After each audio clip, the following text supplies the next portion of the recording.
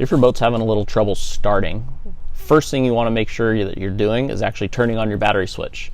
It seems simple, but sometimes you can forget it if you're just getting on the boat and want to get going.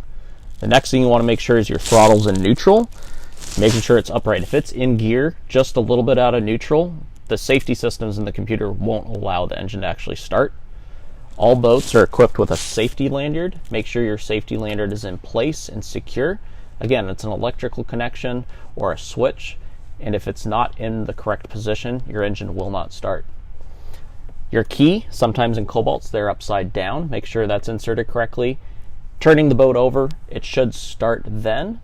However, if you're getting some clicking sounds like you have a low battery, if your boat is equipped with more than one battery, you can go into the combined position on your battery switch. That should bring both batteries together, give you enough juice to start the boat up. Just make sure you're turning your battery switch back to the appropriate position.